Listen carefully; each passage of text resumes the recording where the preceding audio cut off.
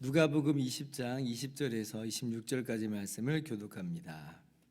이에 그들이 엿보다가 예수를 총독의 다스림과 권세 아래에 넘기려 하여 정탐들을 보내어 그들로 스스로 의인인 채 하며 예수의 말을 책잡게 하니, 그들이 물어 이르되 선생님이여 우리가 아노니 당신은 바로 말씀하시고 가르치시며 사람을 예물로 취하지 아니하시고 오직 진리로서 하나님의 도를 가르치시나이다.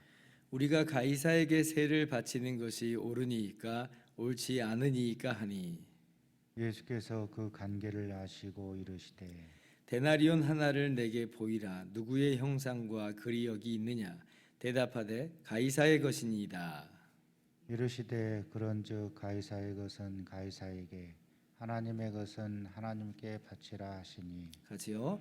그들이 백성 앞에서 그의 말을 능히 책잡지 못하고 그의 대답을 놀랍게 여겨 침묵하니라. 아멘. 할렐루야.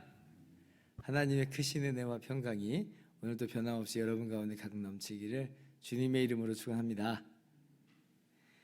예수님께 권위를 따지러 온 대제사장들이 도리어 예수님의 말씀에 꿀먹은 벙어리가 되었죠. 그러면 주제 파악을 하고 예수님을 메시아로 인정을 해야 될 텐데 전혀 그렇게 하지 않아요. 하다못해서 그냥 물러나기라도 해야 될 텐데 그렇게도 하지 않습니다. 오히려 이번에는 예수님을 잡아넘길 기회를 엿봐요. 어떻게 잡아넘길 수 있을까? 계략을 꾸미는 거죠. 근데 적당히 해서는 오히려 자신들이 꼼짝없이 당하는 기억이 있으니까 빠져나갈 수 없다라고 생각하는 치명적인 덫을 이게 준비를 한 겁니다. 이제 그게 뭐냐면 사람들이 다 이제 모여서 예수님의 말씀을 여전히 듣고 있는 그 가운데에 이렇게 물어보는 거예요. 사람들을 보내가지고 우리가 가이사에게 세를 바치는 것이 옳으니까 옳지 않으니까 하니.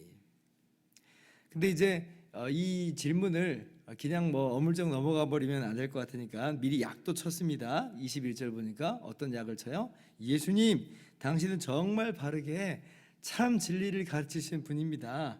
여러분, 이게 지금 예수님을 정말 인정하고 칭찬하고 그런 의도에서 하는 거 아니죠? 지금 멍석 깐 거예요. 눈치 보지 말고 소신껏 말씀해 주세요. 이제 이 이야기를 이제 하는 겁니다. 멍석 깐 거예요. 빠져나갈 수 없는 어떤 이제 퇴로를 좀 차단을 하는 어떤 그런 느낌입니다. 자, 그러면 이들이 던진 질문이 왜 질문이 계략이요 또 함정이 되는가? 그죠? 우리가 가이사에게 세를 바치는 것이 옳으니까 옳지 않으니까 왜 이게 이제 함정이라 하는가 할 때 이것을 이제 이해하기 위해서는 당시에 이스라엘에 처한 상황을 좀 알아야 됩니다. 여러분도 아시다시피 이스라엘 백성들이 지금 로마 제국의 식민지였잖아요. 마치 우리나라 일제 강점기 시절을 떠올리면 쉽게 이해를 할 수 있을 것 같습니다. 자, 그러니까 지금 이 유대인들이 로마 제국에 대한 그 반감이라고 하는 게 크죠. 우리나라도 그렇죠. 그래서 언젠가는 꼭 몰아내야 될 그런 원수다. 그런데 보세요. 이 로마 제국의 세금을 갖다 바치는 거 어때요? 좋겠어요? 아니죠. 너무 싫은 거예요. 너무 싫은 거예요. 지금 힘이 없으니까 어쩔 수 없이 뭐 그렇게 하기도 하고 또 그렇게 하는 신용이라도 하지만 마음에서부터는 전혀 이 세금을 내고 싶은 마음이 없는 거예요. 자, 그런데 지금 예수님께 솔직히 대답을 해달라고 하는 겁니다. 그러면 지금 예수님의 말씀을 주위에서 지금 듣고 있는 사람들의 기대는 뭐겠어요? 당연히 내지 말라. 예수님이 이렇게 대답할 것을 기대하고 있다는 겁니다. 아마 대제사장들이 보낸 사람들도 당연히 예수님이 그렇게 말할 거라고 생각을 했던 것 같아요. 그럼 이제 어떻게 하겠다는 거예요? 요즘 말로 녹취. 하도 정치권에서 녹취가 많이 나와가지고 뭐 무슨 이렇게 법원 가면 녹취 이런 거 나오잖아요. 녹취록을 공개라. 그러니까 녹음을 뭐 이렇게 예를 들면 뭐 해가지고 그 당시에 뭐 녹음기가 없었겠지만 마치 이제 그런 예를 든 거예요. 그래서 로마 총독에다가 총독부에다 갖다 바치는 거예요. 일러 바치는 거예요. 안 그래도 지금 로마 지금 총독 관저에서는 예수님을 좀 주시하고 있을 겁니다. 왜냐하면 사람들이 예수님께 막 몰려가잖아요. 지금 식민지 상태에 있는 사람들이 지금 모여 있다. 한 사람에게 관심이 쏠려 있다. 그럼 당연히 주시의 대상인 거예요. 아직 그 사람이 뭐 일을 안 저질렀으니까 가만히 두고 보는 거지. 어쩌면 지금 혹시 일을 저지르면 바로 이제 체포를 해갈 수 있는 그런 상황일 수 있는 것입니다. 그런데 여기서 예수님이 세금 내지 말라 이렇게 얘기했다고 한번 생각해 보세요. 그러면 로마 총독부가 가만히 두겠어요? 가만히 있지 않죠. 이건 이제 반역이다 해가지고 당장에 예수님을 체포해 버리고 말 것이다라고 하는 거예요. 자, 그런데 만약에 만에 하나 예수님이 세금 내지 말아라 그렇게 하지 않고 세금을 내라 그럼 그건 어떻게 되겠어요? 로마 총독부에 잡혀갈 일은 아닙니다만은 근데 유대인들에 있어서 그 신망과 그 인기, 어떤 그런 존경 이런 것 다 사라지는 거예요. 그죠? 아니 지금 우리 로마 제국 안에서 신음하고 있는데 우리 마음은 이런데 어떻게 저렇게 이야기할 수 있는가라고 하면서 아주 그냥 예수님의 관심도가 확 줄어들 거예요. 지금 대제사장들이 시기하고 질투하는 이유가 뭐예요? 백성들의 관심이 존경과 인정이 예수님께로 다 쏠려갔다는 거거든요. 그러니까 그게 견딜 수 없었던 것인데 지금 총독부에 끌려가지 않더라도 그런 말을 해버리면 백성들에게서 이미 지지가 다 사라져 버릴 것이다 이렇게 생각을 했겠죠. 그러니까 지금 이건 이러지도 못하고 저러지도 못하고 진퇴양난의 어떤 그런 질문이 되는 것입니다. 이럴 때 오늘 예수님께서 뭐라고 대답을 하세요? 24절에 자 데나리온 하나를 내게 보이라 말씀하시죠. 누구의 형상과 글이 있느냐 이렇게 물어보세요. 자 데나리온에는 지금 어떤 형상과 글이 있냐면 오늘날 이제 고고학에서 당시에 이제 돈이 이제 발견이 되는데 거기에 이제 예수님 당시에 디베리오 황제거든요. 티베리우스 황제입니다. 자 티베리우스 황제 얼굴이 거기다 있어요. 그리고 글귀가 이런 글귀가 써 있습니다. 신성한 아우구스투스의 아들 아우구스투스인 가이사 티베리우스 최고의 제사장 이런 글이 써 있어요. 신성한 아우구스투스 신적인 아우구스투스 신적인 황제라는 거죠. 로마 황제가 그 당시에 신적인 어떤 그런 대우를 받았어요. 그래서 로마 황제가 죽잖아요. 그러면 그 사람이 이제 신이 되는 거예요. 신이 그 사람에게 제사도 막 지내요. 나중에 이 티베리우스도 죽고 나서는 이제 신으로 추앙을 받고 제사를 그렇게 받습니다. 그러니까 지금 그 데나리온을 보면 어떻게 보면 딱 우상 숭배의 어떤 모습이 그 안에 있는 거잖아요. 그래서 예수님이 가이사의 것은 가이사에게 하나님의 것은 하나님에게 바치라 이렇게 말씀하세요.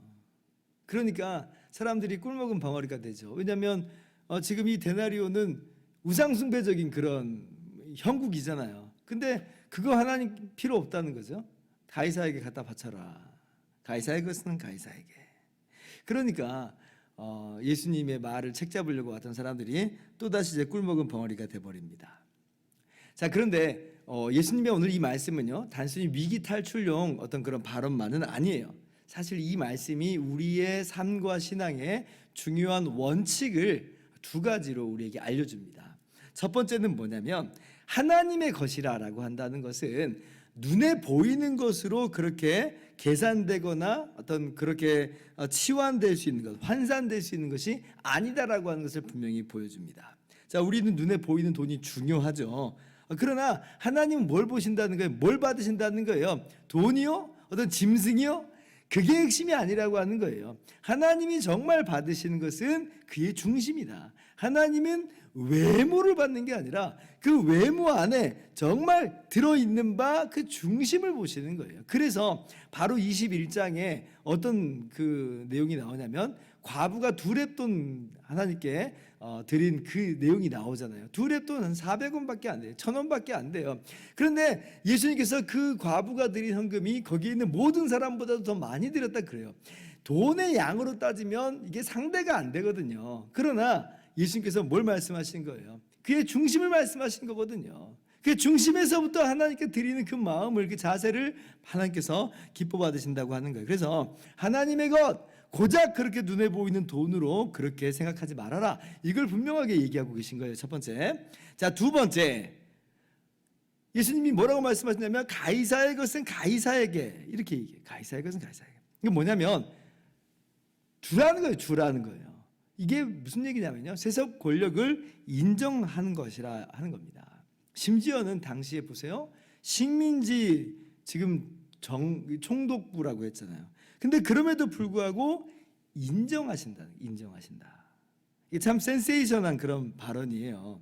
자, 그러면 예수님께서 어떤 의미에서 그렇게 말씀하시는가라고 할 때에 왜 식민지 총독부 같은 그런 권세마저도 인정하느냐라고 할 때, 모든 권세는 궁극적으로 하나님께로부터 비롯되기 때문에 인정되는 거예요. 그래서 가이사의 것은 가이사에게요.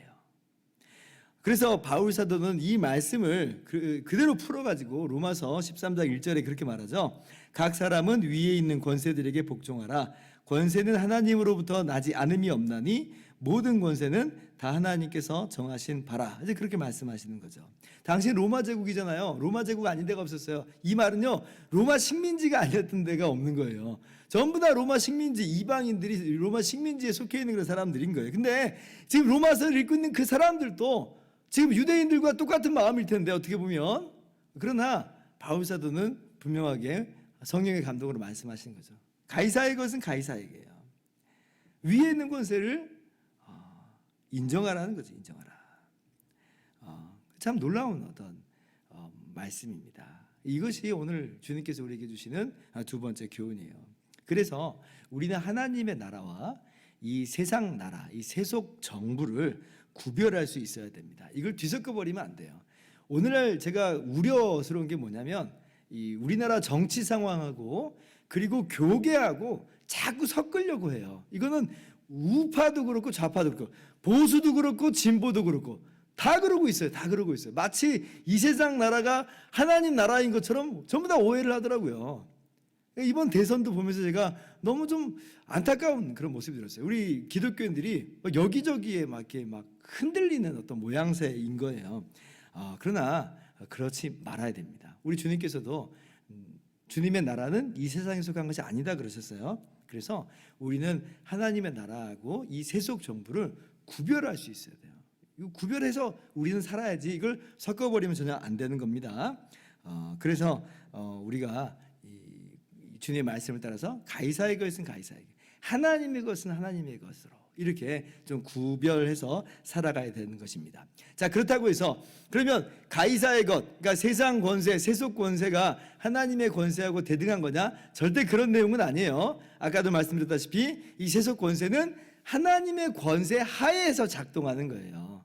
하나님께서 이 세상에서 정의를 세우라고, 질서를 세우라고 세워놓은 것에 불과합니다. 그렇기 때문에 세속 정부가 하나님을 대항해 버리면, 그러면 우리는 세속 정부를 인정할 필요도 없고 복종할 필요도 없는 겁니다. 그래서 또 마냥 가이사의 것은 가이사의 것이라고 해서 무슨 하나님을 대항하고 있는 어떤 그러한 세상 정부에게 머리를 숙이면서 우상 숭배 따라가라, 이런 건 아닌 거예요. 그런 건 아니죠. 그래서 그것이 우상 숭배나 어떤 하나님을 직접적으로 대항하는 그런 것이라면 우리는 불복종 운동을 하는 것입니다. 그러나 그렇지 않다면 대개는 위에 있는 권세를 인정하는 것이다. 가이사의 것은 가이사에게 복종하는 것이다. 이것이 우리의 이 국가와 교회, 이 정부와 교회의 관계라고 하는 것을 인식하면서 그렇게 우리가 올바른 그런 개념을 가지고 신앙생활을 할 수 있기를 바랍니다. 기도하겠습니다.